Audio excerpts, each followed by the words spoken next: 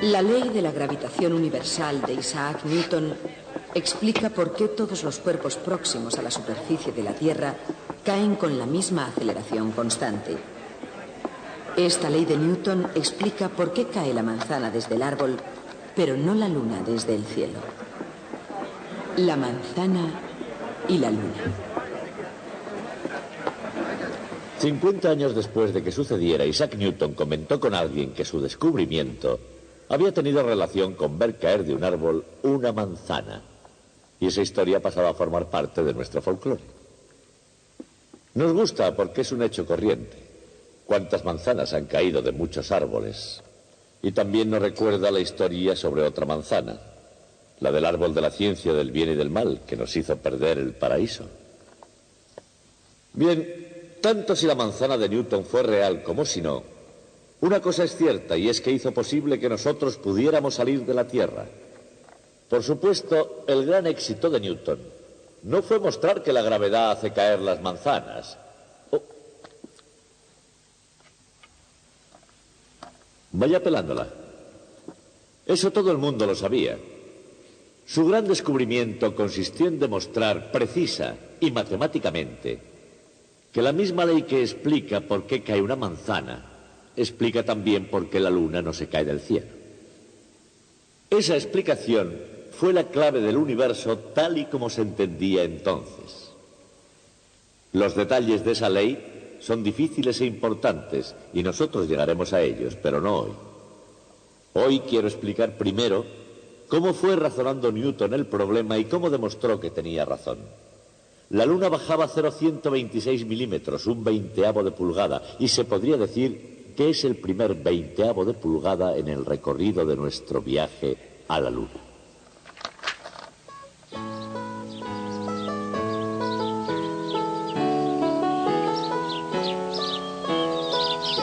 En el camino hacia la luna, el joven Isaac Newton podría haber emprendido esta ruta. 3 siglos más tarde, 3 hombres emprenden un viaje que aventaja los viajes de Marco Polo, Magallanes, Colón, Drake y quizás a los de cualquier explorador de la Tierra desde los primeros pasos que se dieron hacia lo desconocido. Estos hombres están ligados a la luna. Su destino ya ha sido determinado por ingenieros y científicos, técnicos y visionarios, investigadores y pilotos de pruebas, con la mejor planificación y todo el material adecuado. Pero todo el mundo aquí, desde el primero al último, está subido a los hombros de un hombre, Isaac Newton.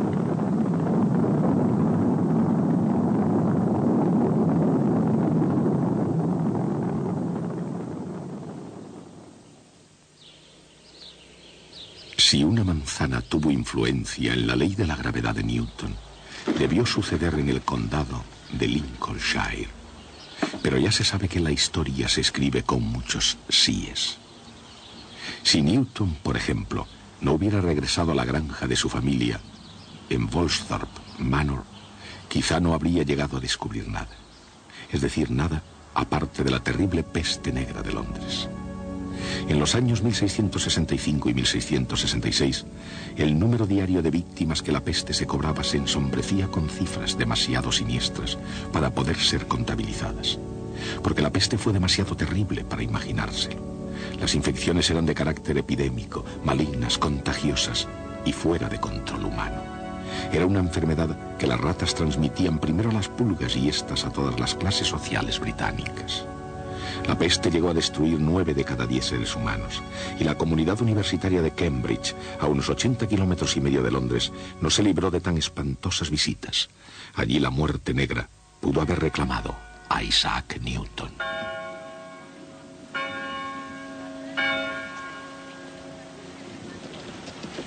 Pero Newton, en 1665, se retiró a los montes de Lincolnshire, y en ese bucólico escenario pienso que vivió Newton y resolvió algunos de los grandes misterios del universo.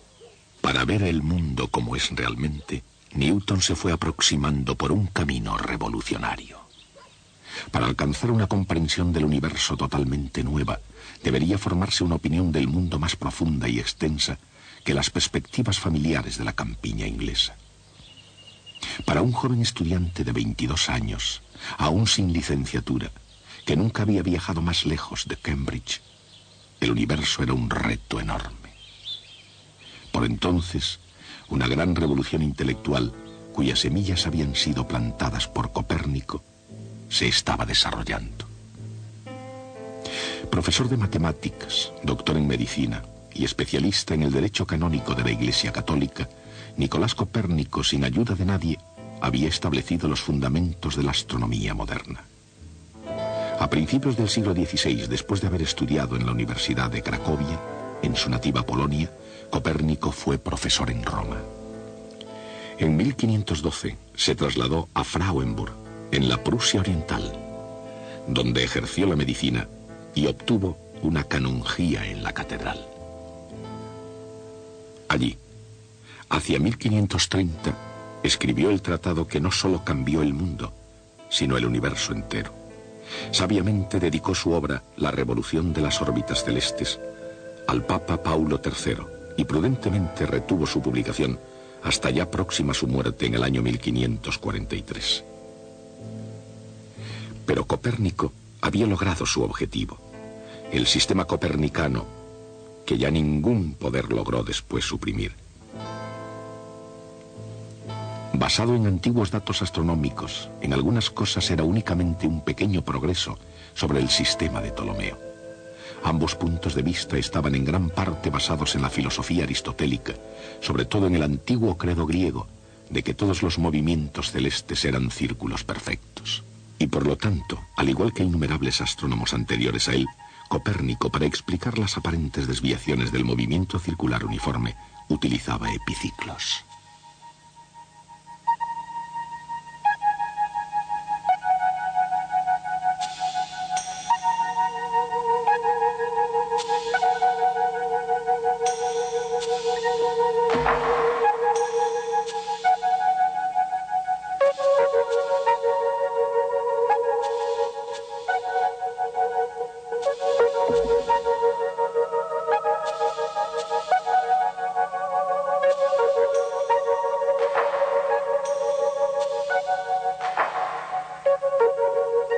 No obstante, situó el Sol en el centro del sistema solar y puso en órbita a su alrededor a todos los demás planetas, incluida la Tierra. De esa forma, Nicolás Copérnico hizo el trabajo de preparación de algo que algunos opinaron fue una mala jugada para Galileo Galilei. En el Renacimiento, aquel sistema de Copérnico suponía un serio peligro, pero solo en términos teóricos. Incluso si los astrónomos hubiesen querido oponerse a los puntos de vista aristotélicos de la Iglesia, ninguno de ellos hubiera sido capaz de demostrar que los planetas giraban en órbita alrededor del Sol. Y además, tampoco lo intentaron. Nadie lo hizo hasta que Galileo puso su entendimiento a la tarea, con Copérnico en el fondo de su mente.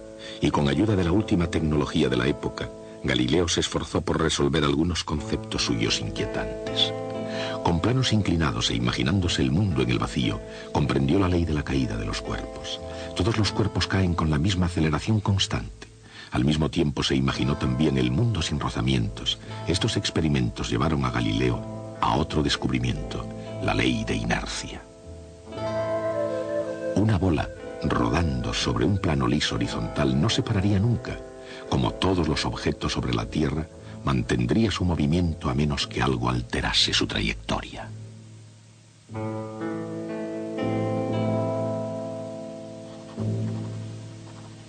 Galileo explicó cómo funcionan las cosas en la Tierra, aceptando el sistema de Copérnico y sus propios puntos de vista sobre el movimiento. Pero se necesitaron 3 leyes más para poder explicar cómo funcionan las cosas por encima y más allá de la Tierra. Esas 3 leyes fueron una aportación de Johannes Kepler. La primera ley de Kepler daba a las órbitas planetarias una nueva forma no circular y situaba al Sol un poco desplazado del centro. Kepler se dio cuenta de que un planeta se encontraba unas veces más cerca y otras más lejos del Sol. De acuerdo con la segunda ley de Kepler, cuanto más cerca del Sol estaba un planeta, más rápido era su movimiento, y cuanto más alejado, más lentamente se movía.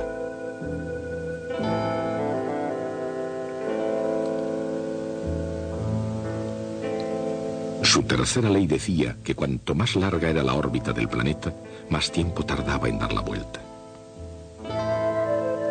Esas tres leyes de Kepler describen el firmamento con una precisión sin precedentes. Newton comenzó a desenterrar de un campo previamente investigado por Copérnico, Galileo y Kepler aquellos secretos del universo que aún seguían enterrados, y no solo los celestes, sino también los escondidos en su propio planeta. Antes de Isaac Newton, algunos colosos habían logrado explicar el cómo del cielo y la tierra. Ahora le correspondía a él levantarse y explicar el porqué. Antes de Newton, nadie sabía por qué todos los cuerpos caen con el mismo ritmo, ni por qué la Luna da vueltas alrededor de la Tierra según una órbita determinada y a una marcha precisa, ni por qué la Tierra gira alrededor del Sol según una trayectoria determinada y a una marcha precisa. Probablemente antes de Newton, nadie pensó que estos fenómenos estuvieran relacionados. Así que le tocó al joven Newton crear una nueva ciencia que unificara el cielo y la Tierra. Una vez más, una manzana jugó un papel en todo esto. Dicho papel fue secundario. El descubrimiento de Newton no se debió a una simple ráfaga de penetración inspirada por la casualidad en un huerto. Newton trabajó duramente durante 18 meses y aún pasarían 20 años antes de que los frutos de su trabajo se publicasen. Y hubieron de transcurrir casi 300 años más antes de los últimos segundos de una cuenta atrás. Lanzados desde los hombros de Newton, los hombres pudieron soltar las cadenas de la gravedad y liberarse de la Tierra. La fuerza de la gravedad es una gran barrera y se puede comprobar muy bien al observar la enorme fuerza que se necesita para romperla. Pero si se lanzan seres humanos al espacio, hacia las misteriosas regiones de la Luna, el saber que existe la gravedad no basta. Es necesario saber cómo funciona realmente. Newton suponía que cada par de partículas de materia del universo se atraen mutuamente. La fuerza de atracción es directamente proporcional a cada masa e inversamente proporcional al cuadrado de la distancia entre las dos. Esta ley se puede representar mediante una ecuación vectorial con una constante de proporcionalidad llamada G. G es igual para cada par de cuerpos del universo.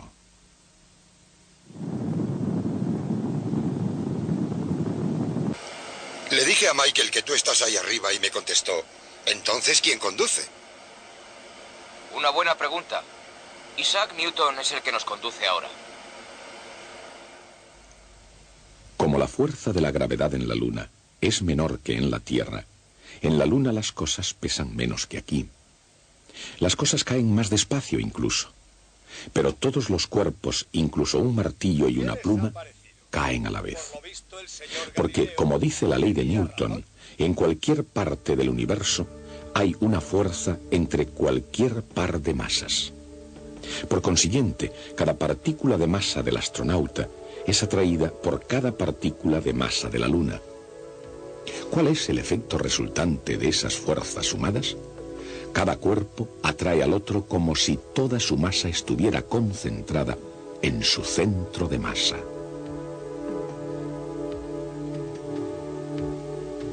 La fuerza que la gravedad de la Tierra ejerce sobre una manzana, por ejemplo, es menos G por la masa de la manzana, por la masa de la Tierra, dividida por el cuadrado de la distancia entre el centro de masa de la manzana y el centro de masa de la Tierra.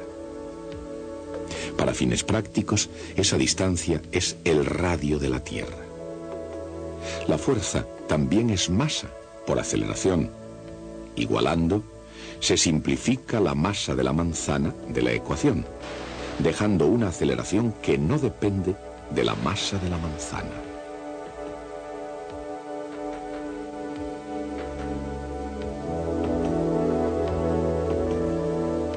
La gravedad tiene el mismo efecto sobre cualquier objeto en la superficie de la Tierra. Medio siglo antes de Newton, Galileo descubrió que todos los cuerpos caen con la misma aceleración constante. Y Newton, con su ley de la gravedad, explicó ese extraño fenómeno. La aceleración de la caída de un cuerpo en la Tierra es g minúscula. Es igual a la constante de gravitación universal, g mayúscula, multiplicada por la masa de la Tierra y dividida por el cuadrado del radio de la Tierra. Esa combinación nos da una aceleración de 32 pies por segundo, es decir, 9,8 metros por segundo al cuadrado. En la Luna actúa la misma fuerza, pero la aceleración es diferente. Sigue dependiendo de la constante de la gravitación universal. Pero ahora la masa es la masa de la Luna, y la distancia es el radio de la Luna, y la aceleración de un cuerpo que cae en la Luna es 1/6 de la aceleración en la Tierra.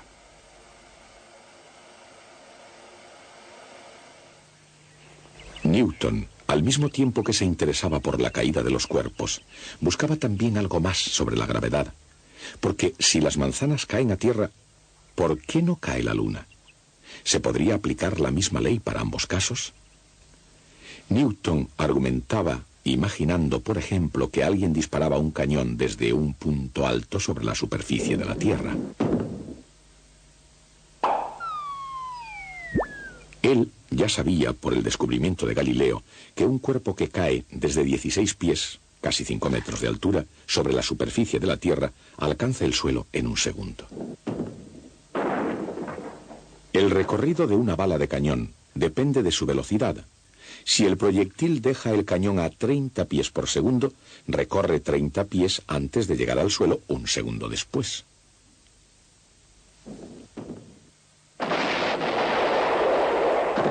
Pero Newton se dio cuenta que si el proyectil se disparase suficientemente rápido, tardaría más de 1 segundo en llegar al suelo.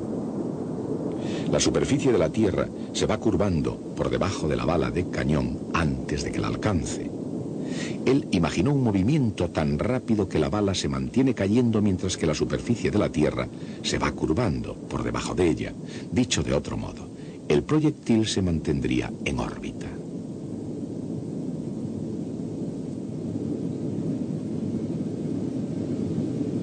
Aquí donde ahora estamos, no hay una arriba y una abajo. Cualquier punto es tan bueno como otro. Pero 0G, o sin peso, no es verdaderamente ausencia de gravedad. Los astronautas que giran alrededor de la Luna se mantienen allí por la gravedad, al igual que la gravedad mantiene a la Luna en órbita, o hace caer una manzana en la Tierra. Los objetos que flotan por la cabina están en situación de caída libre, exactamente igual que la propia nave espacial. Todo continuará cayendo en su órbita alrededor de la Luna, igual que la bala de cañón de Newton continúa cayendo en órbita alrededor de la Tierra. Isaac Newton sabía que la Luna, exactamente igual que la bala de cañón, se mantendría cayendo por toda la eternidad sin alcanzar nunca la Tierra. La Luna cae hacia la Tierra con una aceleración g multiplicada por la masa de la Tierra y dividida por el cuadrado de la distancia entre sus centros.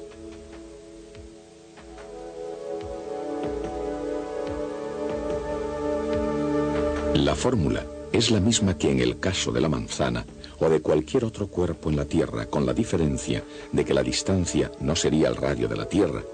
En este caso, se trata de la distancia de la Tierra a la Luna, que es mucho mayor. El ritmo a que la Luna cae es menor que el de caída de la manzana. Es igual al radio de la Tierra dividido por la distancia a la Luna al cuadrado. Ese cociente se conoce desde la antigüedad. Los matemáticos griegos calcularon la distancia a la Luna como unas 60 veces el radio de la Tierra. O sea que la Luna tendría que caer más lentamente que la manzana en 60 al cuadrado, o sea, 3.600 veces más despacio. Newton concluyó que si la manzana caía a 16 pies, 4,86 metros por segundo, la Luna caía 16 pies dividido por 3.600. Y esa distancia es 1/20 de pulgada, o sea, 0,126 milímetros. Esa era la predicción hecha por la teoría de la gravedad de Isaac Newton. El siguiente paso decisivo fue comparar la teoría con la realidad, o dicho con otras palabras, la pregunta de cara a Newton era: ¿qué distancia recorrería de hecho la Luna en cada segundo de su caída? ¿Cómo pudo deducir la respuesta a partir de lo que sabía sobre la órbita de la Luna? Newton sabía que la Luna seguía una órbita casi circular y que tardaba aproximadamente un mes en dar una vuelta completa. Según el principio de inercia, la Luna opone resistencia a moverse en un círculo y tiende a marchar recto en la dirección de la tangente a la circunferencia. En un segundo, recorrería 40,281 pulgadas a lo largo de la recta. Siguiendo la trayectoria circular, la Luna va cayendo hacia el centro de la Tierra. Esa es la distancia que la Luna cae en un segundo.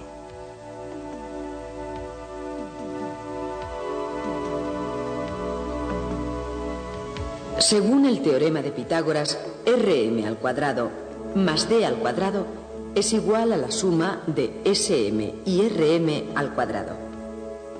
Así, D² es igual a Sm² más 2 veces Rm por Sm. Una cantidad tan pequeña que se puede despreciar. Dado el tamaño de Rm y D, Sm es 1/20 de pulgada, 0,126 milímetros. Para el mundo en general, qué grande iba a resultar ese 1/20 de pulgada. Que los cuerpos continuarían cayendo por siempre por influencia de la gravedad ha sido probado por una asombrosa concordancia entre la teoría y la observación. La prueba de que 1/20 de pulgada explicaría tanto en la práctica como en la teoría los misterios de la caída de los cuerpos de Galileo y los movimientos celestes de Johannes Kepler. Pero a pesar de ser un secreto tan maravilloso, pasaron otros 20 años antes de que Newton lo compartiera con el mundo. Sin embargo, en ese momento, con ese resultado de 1/20 de pulgada, Newton supo que tenía en sus manos la clave del universo mecánico. Newton había dado el primer paso de un camino que nos conduciría al espacio y a la Luna.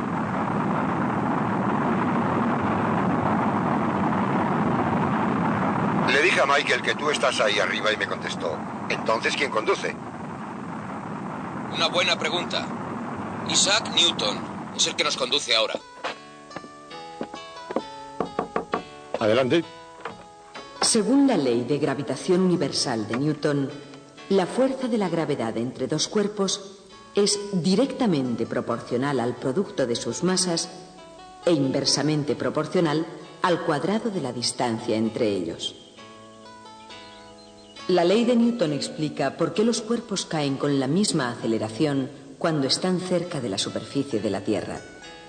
Esa ley, combinada con el principio de inercia, explica también la órbita de la Luna y los movimientos de todos los cuerpos celestes.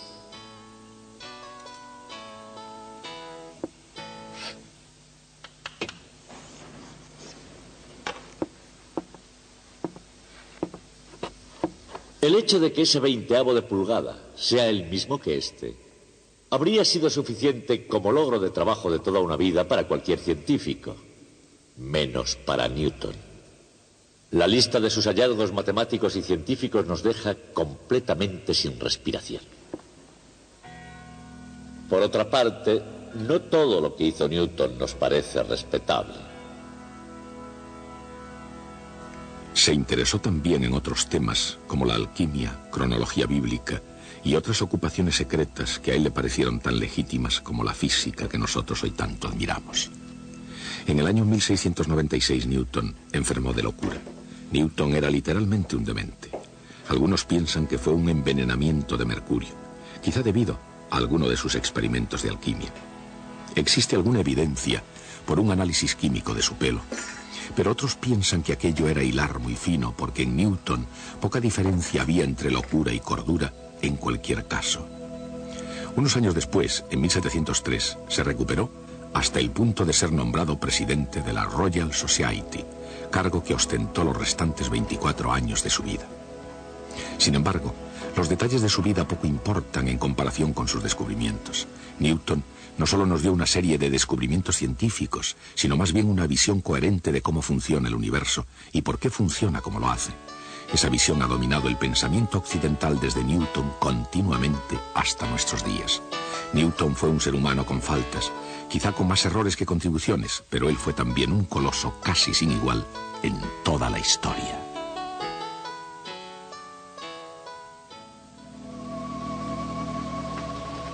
Lord Byron escribió en su Don Juan: cuando Newton vio caer una manzana, en ese ligero sobresalto de su contemplación, encontró un modo de demostrar que la Tierra daba vueltas en una rotación de lo más natural, llamada gravedad.